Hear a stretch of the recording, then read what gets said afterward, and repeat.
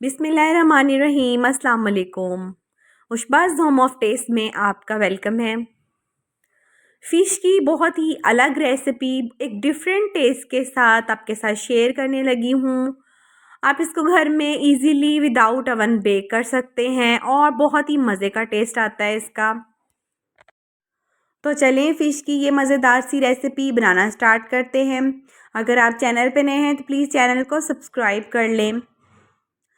यहाँ मैंने फ़िश का एक पीस लिया है, ये 750 ग्राम्स का पीस है और इसका मैंने फुल पीस लिया, इसके छोटे पीसेस मैंने नहीं करवाए। बेक करते वक्त छोटे पीसेस को हैंडल करना ज़्यादा मुश्किल होता है और ये पीस हम इजीली हैंडल कर सकते हैं।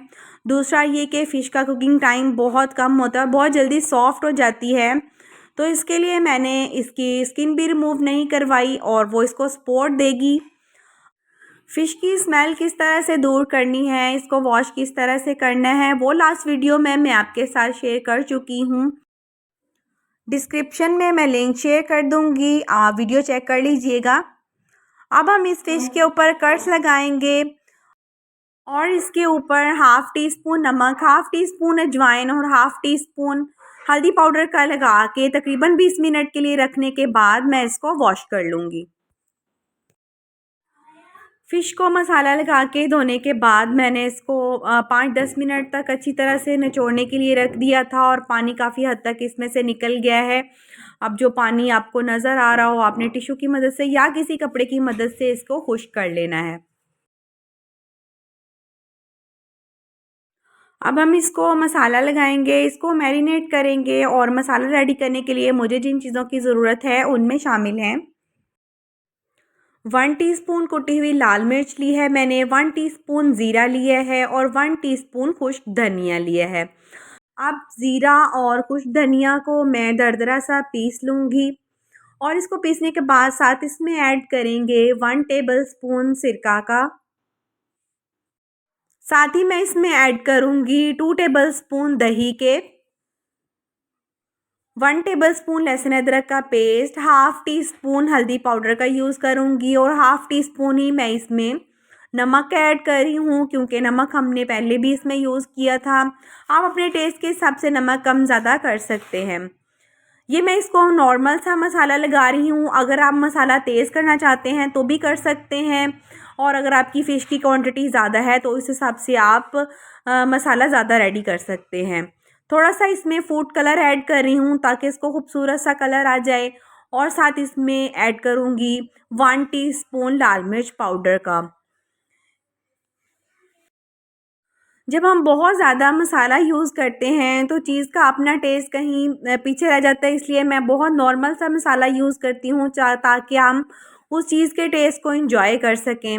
मसाला अपना टेस्ट देगा लेकिन इसमें फ़िश का टेस्ट बहुत ही मज़े का लगेगा। आप इस रेसिपी को ज़रूर ट्राई कीजिएगा और इस तरीके से मसाला लगा के देखिएगा। अब ये देखें मसाला हमारा बिल्कुल रेडी हो चुका है, अच्छी तरह मैंने इसको मिक्स कर लिया है। अब हम इसको फ़िश के ऊपर अप्लाई कर देंगे। कट्स में हमने मसाला भर देना है, सारी फ़िश को हमने मसाले से कवर कर देना है। हाथ की मदद से अच्छी तरह से फैला दें और फिर इसको मैरिनेट करेंगे हम तकरीबन 5 से 6 घंटे के लिए, और अगर आप इसको ओवरनाइट रखते हैं तो ये ज़्यादा बेस्ट रहेगा और बहुत मज़े की फ़िश बनेगी।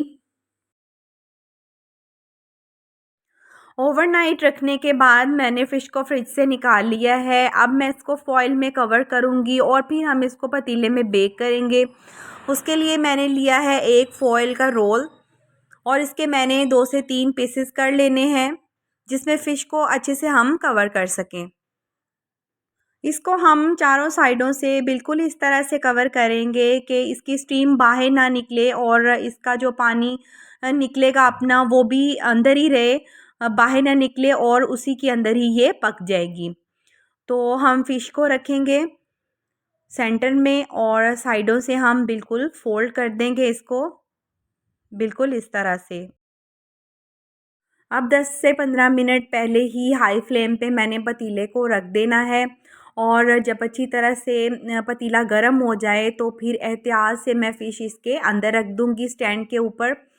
ढकना बंद कर देंगे और फिर हम इसको तकरीबन 15 मिनट तक हाई फ्लेम पे रखेंगे और پھر اس کے بعد 20 سے 25 منٹ اس کو ہم میڈیم ٹو لو فلیم پہ رکھیں گے۔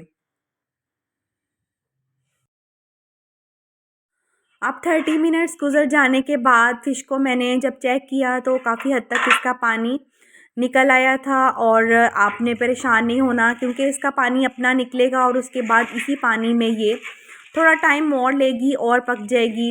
1 گھنٹہ یا 1 گھنٹے سے تھوڑا سا زیادہ ٹائم ہو سکتا ہے، اس کو پکنے میں لگ سکتا ہے، لیکن آپ نے اس کو اچھی طرح سے پکا لینا ہے۔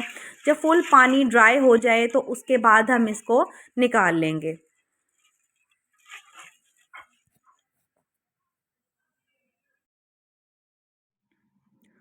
فش بہت اچھی طرح سے بیک ہو چکی ہے، سائڈ پہ اس کا تھوڑا سا آئل لگا ہوا ہے جو کہ فش نے اپنا ہی چھوڑا ہے، اور یہ میں چمچ کی مدد سے اسی کے اوپر ڈال دوں گی۔